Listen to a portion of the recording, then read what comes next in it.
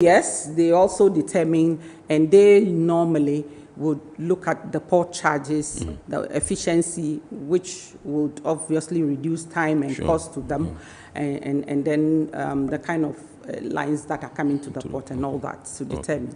Then finally, the other group that I want to look at, which is also a critical group, is the foreign investors. The foreign investors, they also have to make a choice on the ports that they want to use, especially if you take a look at those ones that are in the free zones enclave. The concept, the free zone concept is for them to bring in the raw materials, produce and export about 90% of the item that they have produced. So obviously, they want to look at the ports that have the infrastructure to handle them, the ports that is, the proximity is close to where the enclave is. They want to look at, the port charges to be able to determine whether they want to come and establish their industry in Ghana or in any other ports in the sub-region. Of course, it's not only the free zones, even those who are coming to do manufacturing. Sometimes the kind of raw materials they bring in, some equipments and all of that, they want to be sure that the port has the necessary infrastructure, equipments to handle it. So having said these criteria for these major groups that will have to make the choice, I would now like to share with our viewers some statistics and data that I've been able to gather. I've mentioned it already. It's a bit difficult, so just something. Then we can deduce whether our ports are the preferred choice or not. So we can now look so at we'll get the figures, but whilst I move to the screen to show the figures to the viewers, you mentioned the issues of transshipment, port charges, volume of cargo, port efficiency, and port performance and productivity are some of the things that the lines look at. So where are we in Ghana in terms of these? If you take infrastructure and equipment, especially in the area of container handling, we are up there. We're on top. We're on top. And then you look at other issues like security of the ports and cargo. We are very much aware that the neighbors, Nigeria, Lome, Benin, Côte d'Ivoire, Congo, Guinea, they are experiencing the piracy more. But Ghana, we are lucky, few are coming in, but you can see that we are mobilizing all the forces that there is to try and deal with it. So yes, the security of the port, and then port costs. Yes, we are very flexible in our tariff. We do give concessions depending on the cargo quantities you are bringing in and all that. We have had some discounts for shipping lines sometimes. That is also an advantage for us. We also have the responsiveness to our customers' needs. That is also another strength that we have. And the port efficiency is something that we were a bit late, but where we are now, I think that we can also boast of the gains that we have made in those areas. Very well. Thank you very much. So we come to the screen here, the figures that Madam has been able to put together. We have infrastructure, and like she mentioned in her submission, we're comparing the Ghanaian ports together with our neighboring countries, and we're doing the port of Côte d'Ivoire, that's Ivory Coast. Yes. And a few others as well. I've chosen, let me say that I've chosen Abidjan especially to compare with Ghana. Because if you take Benin, Benin is a small port. They are not very close to us. And then Lome, if you take out the transshipment, which I agree that we are now coming up. Lome port is also nowhere near us. The leading port in the sub-region used to be Abidjan. Right. That is why I have chosen Abidjan to actually compare with. And then also, I was able to get a number of the indicators around, so that makes it. So when you come to the port of Abidjan, in terms of infrastructure, we have the quay length, which is 1,000 meters. We have the draft, which is 11.5 meters. We have the berths. They have 5 berths in that port. We have container stacking yard, which is 34 hectares. Yes. We have ship-to-shore gantry cranes, 6 of them, and the capacity is 40 to 60 tons. Yes. Yes. And then we have the RTGs, that's rubber-tied gantry cranes, I guess, yeah. Yes. So, and so they have about 16 of those ones, that's 40 tons in capacity. Yes. Now we come to the Port of Ghana, the MPS Terminal 3. We have the quay length, which is 1,400 meters.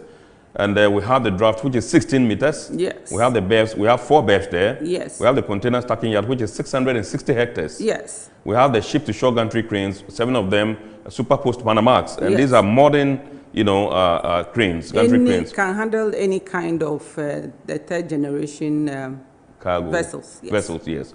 All right. So, and then we we have the rubber tie gantry cranes, 20 of them. Yes. And the annual capacity of the MPS, that's Terminal 3, is 2,020,000 equivalent units. That's TEUs. TEUs, yes. Yes. And so that's just massive. If you compare the two, it means that the MPS Terminal 3 alone far, you know, outshines our neighbor Ivory Coast. Yes. Okay. So we move to and then we still have GPHA Terminal 2, which is also handling about 20% of the container cargo. And so if you come to GPHA Terminal 2, here you have the quay length, which is 574 meters. The draft is also 11.5 meters. We have 2 berths. We have a container stacking yard, which is also 24 hectares.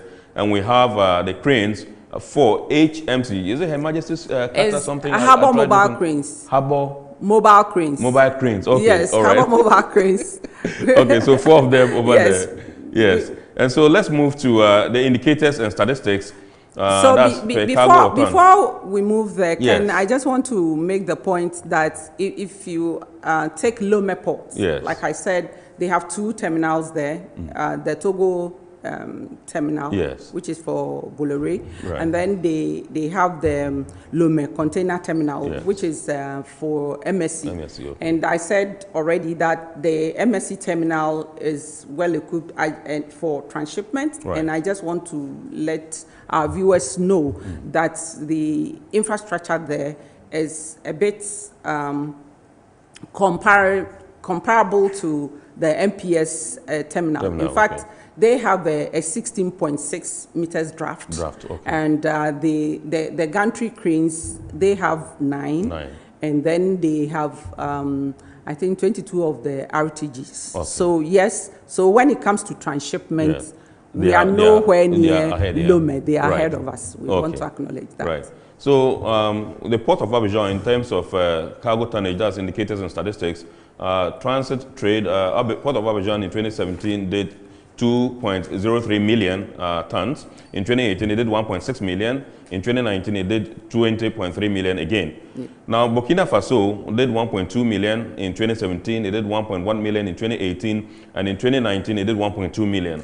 Mali did 821,149 in 2017, 537,028 in 2018, and 790,176 in 2019. Niger did 6,000, woefully. Niger did 6,107 in 2017, 1,000, absolutely woefully, 308 in 2018, and 990, that's a dip, drastic dip, 992 in 2019.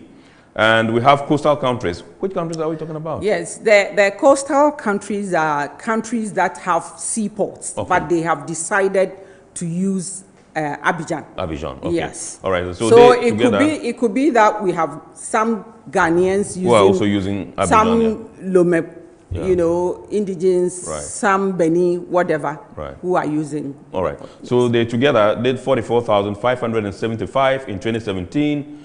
In 2018, they did 12,082, and in 2019, they did 992.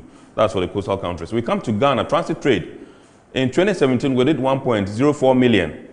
In 2017, 2018, we did 1.3 million. In 2019, we did another 1.3 million. And in 2020, we did 1.5 million. So I think we did very well in 2020. Yes. 1.5 million. And that's we are growing. Yes. We're growing steadily. But we thought we would have dipped in 2020 because of COVID.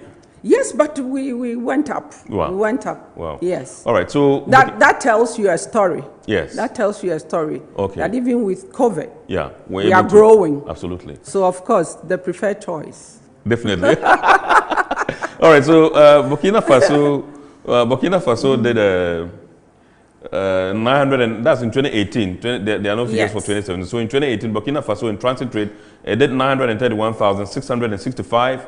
In 2019, it did 865,370. And in 2020, it did 959,069. Mali in 2018 did 84,101.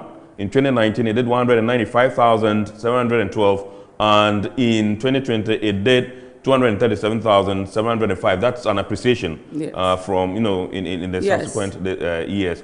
Now, Niger also did 34,811 in 2018. In 2019, it did 23,076. And in 2020, it did 28,000. So it has dipped, rather. Now, coastal countries together did 200,552 in 2018. In 2019, they did together 178,336, and in 2020, 229,650 over there. Okay, so Ken, hold on, let me make a point. Kindly draw down a bit for me. Yes. The total transit is, I have tried to break down the total transit. So I give you a picture. Right. And that is why I have shown the Burkina Faso, Mali, Niger, and then the coastal countries. Yeah. The coastal countries, as I explained, are countries that already have ports. Yeah. But then their indigents want to use other ports. And when you look at what is happening between Ghana and Abidjan, it tells you that we have people who have seaports in their countries coming more to use our ports. So there's something special about it.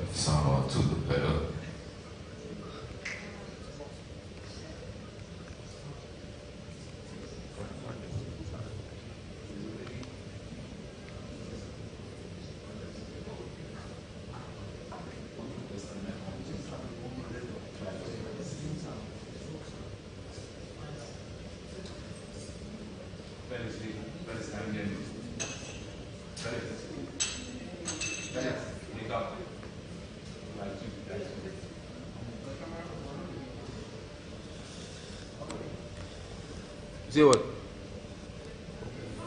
Here they come. Try two. 1, 2, 1, 2, try, 1, 2, testing mic, 1, 2, 3, 4, 5, 6, 7, 8, 9, 10. 1, 2, try, 1, 2. Yeah, come here, yeah, I can hear you loud and clear.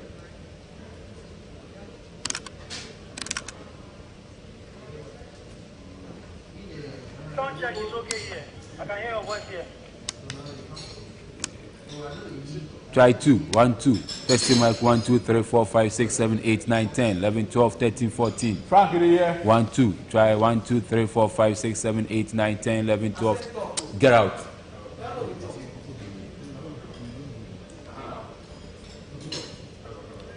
Yeah, hello, Frank. Frank, are you okay? Are you okay?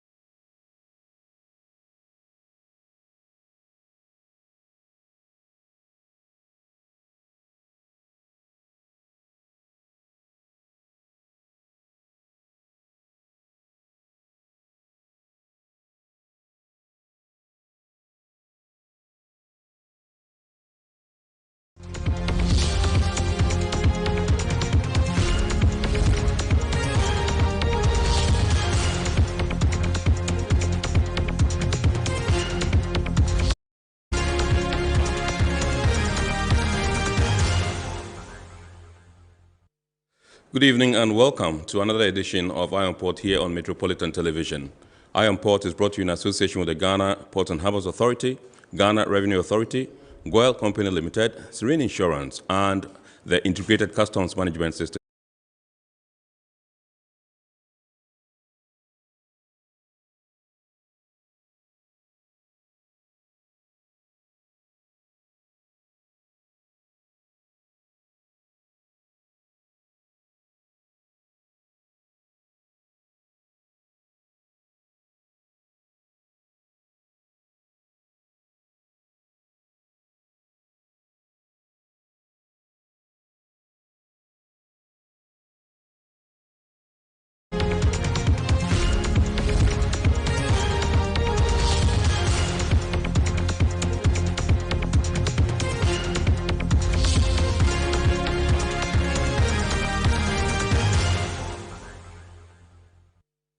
Good evening and welcome to another edition of Iron Port here on Metropolitan Television. Iron Port is brought to you in association with the Ghana Port and Harbours Authority, Ghana Revenue Authority, Goyle Company Limited, Serene Insurance, and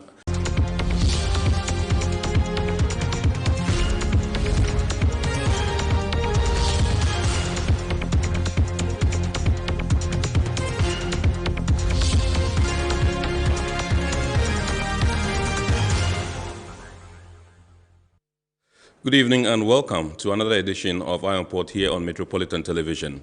Iron Port is brought to you in association with the Ghana Port and Harbours Authority, Ghana Revenue Authority, Goyle Company Limited, Serene Insurance, and the Integrated Customs. This program is also streamed live on our Facebook and YouTube channels at Iron Port Ghana. Now, tonight, we would like to activate our phone lines for you to get interactive with us. And so our phone lines, when the time is up, we shall activate them and announce it. You can also get interactive with us via our WhatsApp line, which is 055 90 19177. 055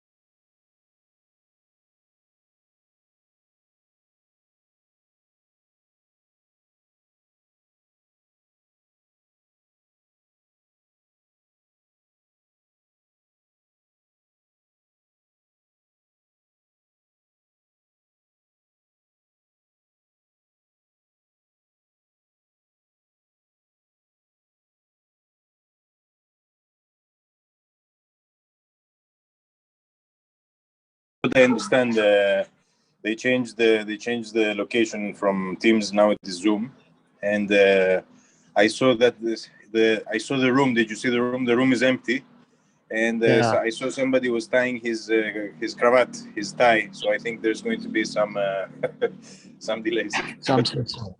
Some delays. Okay, let's wait. We have time to have a coffee. At least we have time to have a coffee. Nice to meet you. I take maybe. Nice to meet you. Nice to meet you. See you later. Bye See you bye. around. Yeah, bye.